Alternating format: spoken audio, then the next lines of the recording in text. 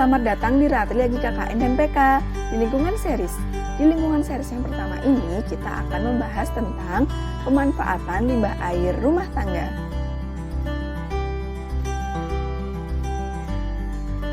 Limbah air rumah tangga atau limbah air domestik merupakan limbah cair hasil buangan dari perumahan, bangunan-bangunan perdagangan, bangunan-bangunan perkantoran, dan sarana sejenis.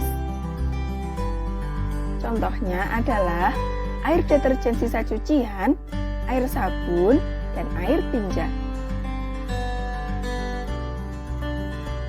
Limbah-limbah cair rumah tangga ini bersifat organik yang berasal dari sisa-sisa makanan, juga mengandung fosfor yang berasal dari sisa-sisa deterjen. Selain itu, limbah air ini juga meningkatkan kadar BOD dan juga pH air. Keadaan tersebut menyebabkan terjadinya pencemaran sehingga menimbulkan kerugian bagi manusia juga lingkungan. Nah, limbah cair rumah tangga ini dibagi menjadi 3 jenis, yaitu seawater yang merupakan limbah cair yang berasal dari air sisa sabun, deterjen, dan minyak goreng.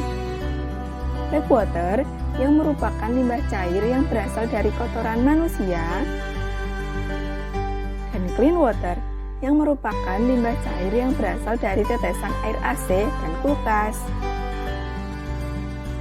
Blackwater sendiri lebih mudah diatasi dengan pembuatan septic tank sehingga dapat terurai dengan sendirinya.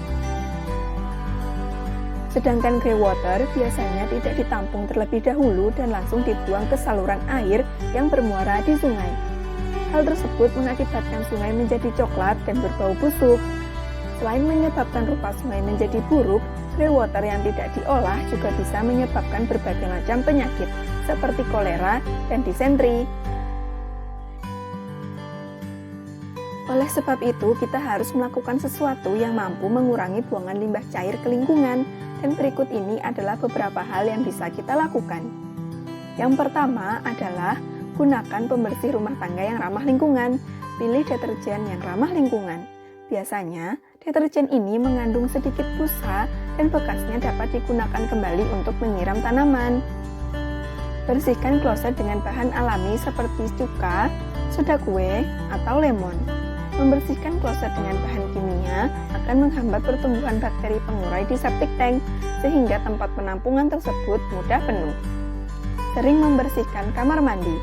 Hal ini dilakukan agar kotoran tidak bergerak dan penggunaan pembersih kamar mandi yang mengandung bahan kimia tidak ramah lingkungan bisa dihindari.